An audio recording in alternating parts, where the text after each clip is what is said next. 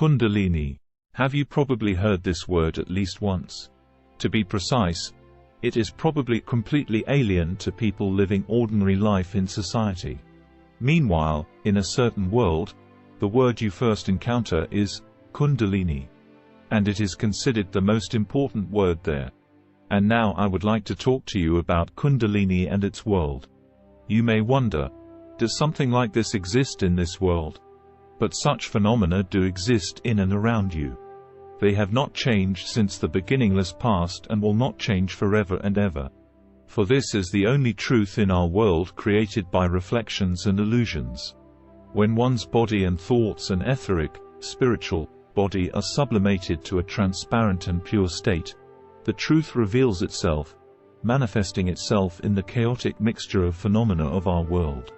And people who have been able to encounter this truth will undoubtedly immerse themselves in eternal happiness. I have found it. I was able to discover the path that leads to it. Of course, it was not easy. After 8 years of incessant effort, I finally found it. I'm probably one of the few people in the whole world who knows it. Normally one would keep such things a secret. But that's not who I am. I want there to be many happy people in this world, to be at least one more person.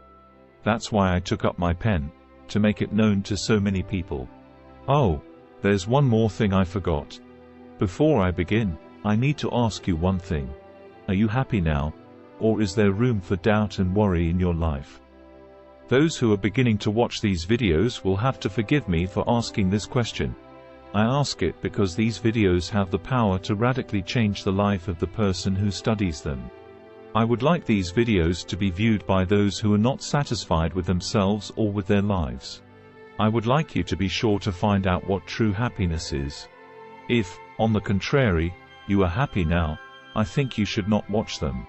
Because of what you watch, you will cease to be satisfied with ordinary happiness and the reality around you. Now let us begin our journey into the beautiful world with you, with those of us who are not satisfied with our present situation and are seeking our way. This beautiful world is the spiritual world. But just to say, spiritual world is too vague, so I will give you an example. This world includes, for example, esoteric yoga, its practice, its ultimate goal, and liberation. Liberation means the enlightenment that Sakyamuni Buddha attained. In other words, it is free, transcending life and death, when the human condition is transcended. Only those who can reach this stage will be able to immerse themselves in true happiness.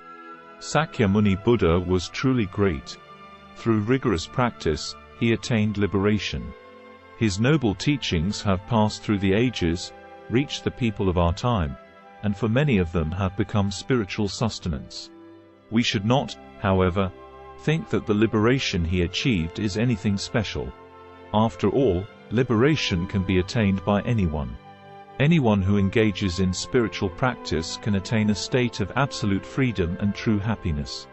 And just because a particular method of practice remained unknown, liberation was considered to be something very difficult. A few years ago I thought so myself. I thought that liberation was something fantastic. But despite such thoughts, I longed for it intensely, for in those days I did not know where to go from suffering. The only way to get rid of such a life full of suffering is to attain liberation. I threw everything away and immersed myself in spiritual practice. However, there was no one to instruct me. I went by trial and error. After a long and difficult 8 years of practice, I finally attained liberation. Upon reaching it, I was amazed. I hadn't noticed it before. I discovered that Sakyamuni Buddha had left a path for future practitioners that leads to liberation.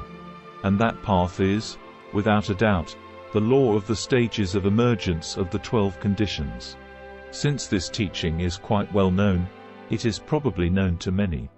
It is the main theme of the Agama Sutra.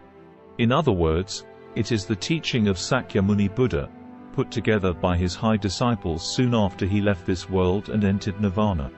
Therefore, it could be said that of all the sutras, this sutra most accurately reflects the teachings of Sakyamuni Buddha.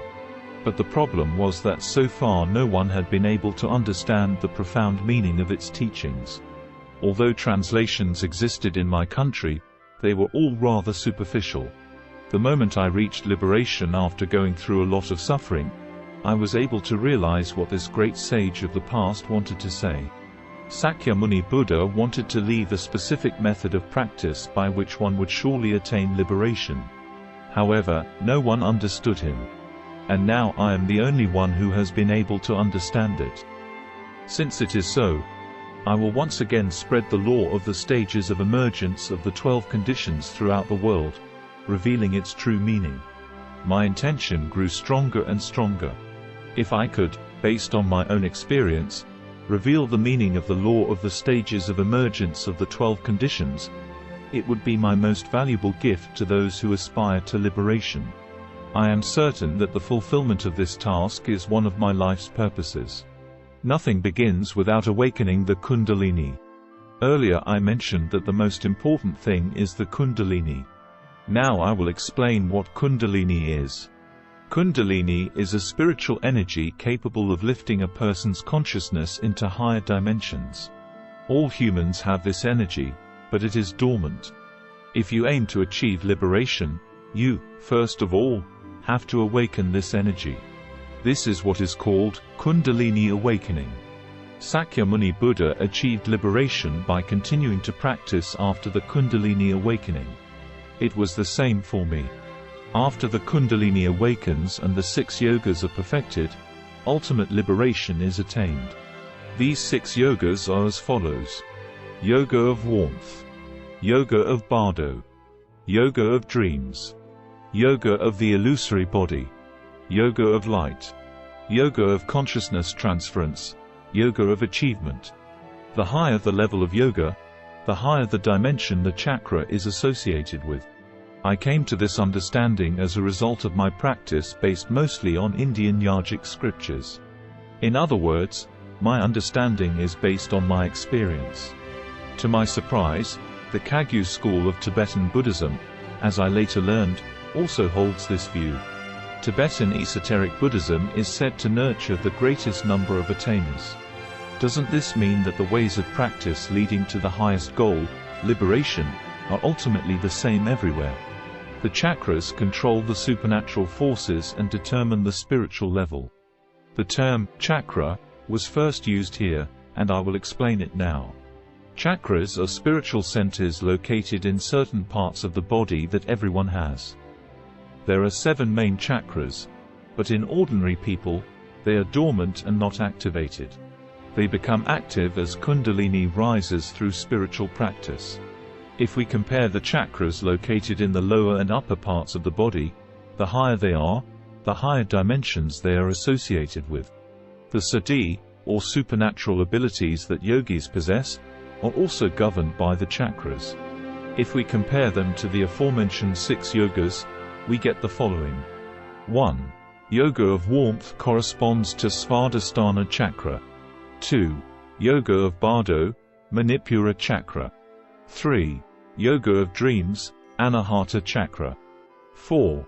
Yoga of Illusory Body, Vishuddha chakra. 5. Yoga of Light, Anya chakra. 6. Yoga of Consciousness Transfer, Sahasrara chakra. For example, when the Yoga of Warmth is completed, the Kundalini rises to the Swadhisthana chakra and activates it. Thus, the higher the dimension to which the Kundalini activated chakra belongs, the higher one's spiritual level becomes. The supernatural abilities of Sakyamuni Buddha, known as the 6 divine abilities, are also relevant to the 6 yogas. Having attained liberation and, naturally, perfection in the 6 yogas, he controlled his chakras. I will tell you more about this later. The following is a table where you can see the relationship between the 6 yogas, the chakras, and the supernatural forces.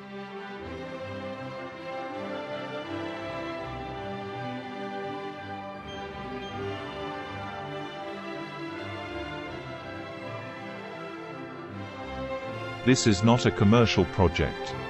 For as many people as possible to come across this information, please like it, subscribe to the channel, and leave a comment of 8 words or more.